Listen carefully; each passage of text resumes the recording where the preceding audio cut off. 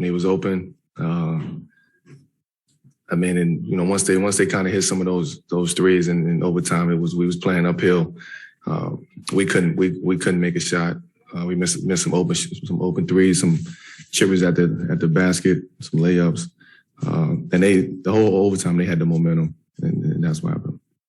I know you're one day at a time person, so I'm not going to ask you about the whole rest of the season. But next game against Washington, they're a pretty big team. But what has it been like for you guys in the games where most games are going to be small, right? Tonight, you said a little small as well. How does that impact things for you guys, and how do you see that playing out? Well, we don't know. I haven't seen, personally, I haven't seen Wizards play too much this season thus far. So I'm sure I'll get on their scouting report tomorrow and watch some film and watch some games and see what's going on and see what we can do to win that game from my perspective and standpoint. But if you're saying that they're a big team, then I don't think we could go small against a big team. But again, we don't know how they're gonna match up, how they're gonna line up. So we got a couple of days to figure that out.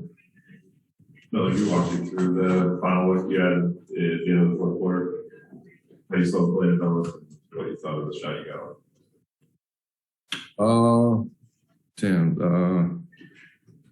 I saw Brian going to the basket. I just wanted to try to get in his eyesight.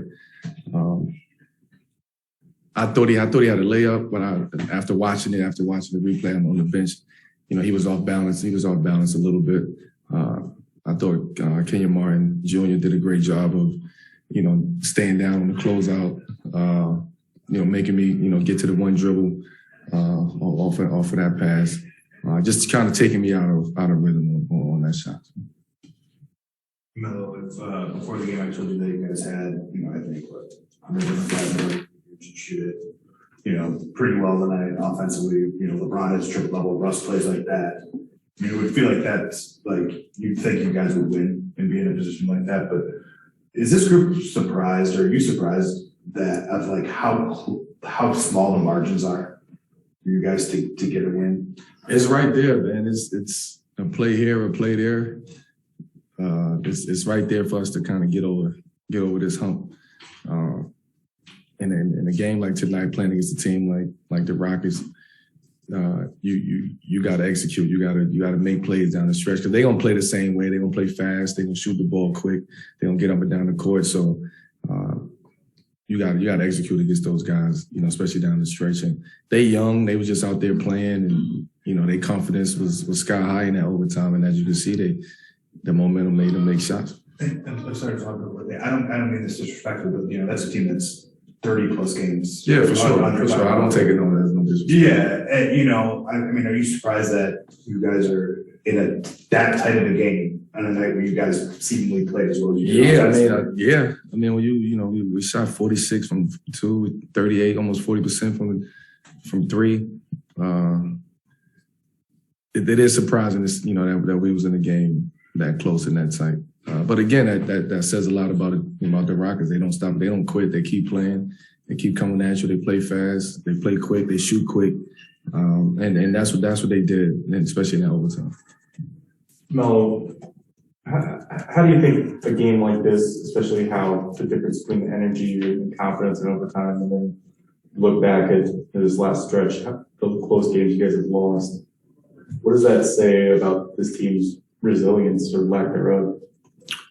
Well, I don't think there's a lack of resilience. I think it's just we got to find ways to just win the game. I mean, it's that simple. I don't think it's anything else.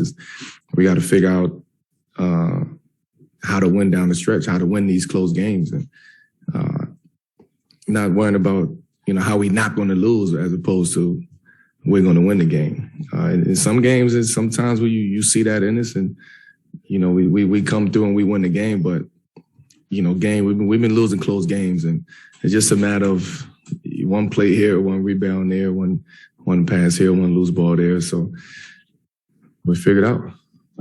Sort of to follow up on what you just said, when your shot doesn't go in, do you think the team was sort of consumed at that point about how you guys might lose that game after? No. We wasn't thinking about losing at that point. We wasn't thinking about losing at that point. we go to overtime. The game is tied up 0-0 at this point. Now we got 5 minutes to win the basketball game, and everything becomes more compact. Everything's become more tighter. Each play counts more and more, especially in that overtime in general. So they were the better team in overtime tonight. So take your hat off to those guys. Last question. No, on the postgame television show, James Worthy, obviously a legend, Hall of Famer, said something to the effect of he feels like this is a team that doesn't believe it can win this year, and he's seeing kind of that trickle down to these performances on a nightly basis. I'm curious, like when you hear commentary like that about this team, what is your response to that? Hey man, I respect James to the utmost, and that's his opinion, man. And he's been around this game for a long time, and he's earned the right to have an opinion.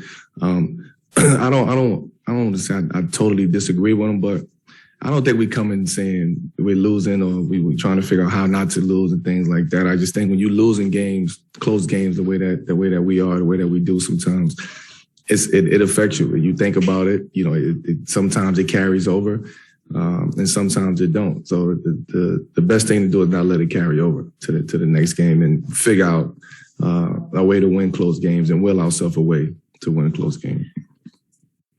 Thank you.